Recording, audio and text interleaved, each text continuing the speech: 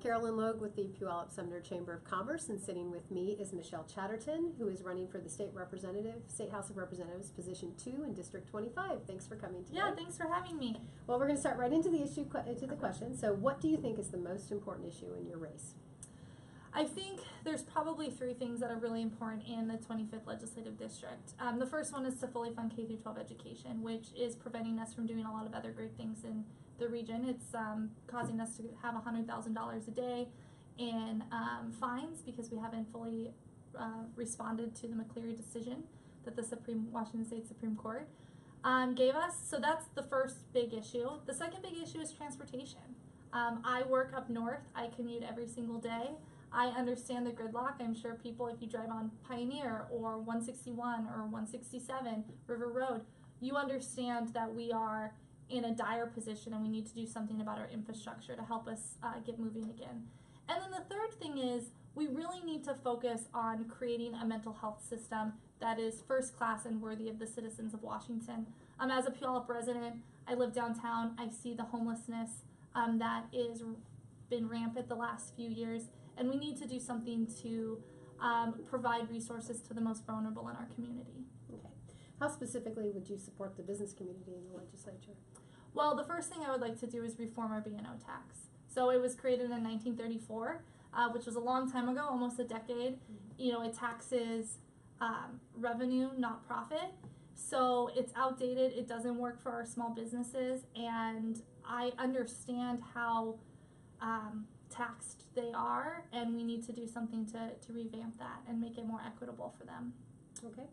We have an initiative 1433, raising the minimum wage and establishing mandated sick leave. Tacoma has also passed a similar ordinance. What is your position on the minimum wage and paid leave? Well, I think there's things I like about this initiative and there's things that I worry about. I understand that salaries are a huge part of a small business. I actually work with small businesses in emergency management, helping them get prepared, and they have a hard time getting staff to come to these courses because they just are taxed. They can only afford to have one employee, and that employee can't take time off. So I understand how important salaries are and how big a part of that budget it is. But to me, what I like about this initiative is it provides paid sick leave, which we know that paid sick leave keeps people, it helps retention in small businesses. It also helps us because if we go to a restaurant, we know that the employees that are serving us aren't coming to work because they have to have that 1 day's worth of paycheck, even if they're sick. And it's an interesting concept because it's phased in. So we have some time to look at how this will affect small businesses, and if we need to change it, if we need to tweak it, it can be done. It's not some of the proposals we've seen where it's just $15 an hour right away or $13.50 right away. We get that phase in, which will allow small businesses to adjust. Okay. What tax increase would you support, if any? Well, I don't believe in taxing small businesses or individual people anymore than we already are being taxed. I got my property taxes for my mortgage in July, and I was just appalled. I was like, oh my goodness, that's so much money when you see it. But what I would consider supporting is, like I said, a reform of the B&O tax.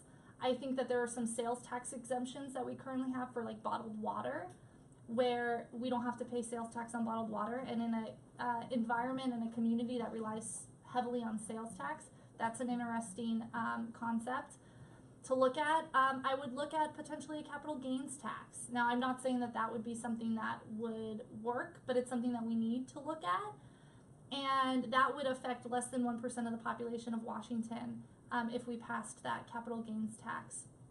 But we do need some new sort of revenue. We can't fully fund education, K-12 education. We can't provide a mental health system that is worthy of the residents of the state of Washington.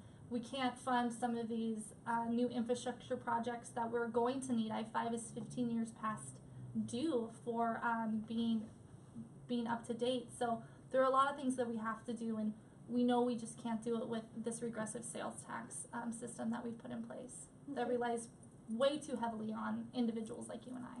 Okay. And then last, any specific jobs you would bring to this community, and how would you do that? Well, that's a great question. I think first, to bring jobs to this community, I'm a huge supporter of buy local.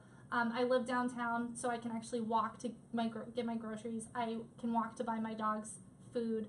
I think that is really what makes a community where you can go to a restaurant and see people you know and support your neighbors.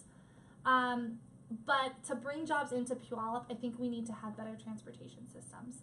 We need to make this accessible, so where people aren't saying, I don't want to go downtown, or I don't want to go to downtown Sumner, I'm going to go out in the county where there's less traffic.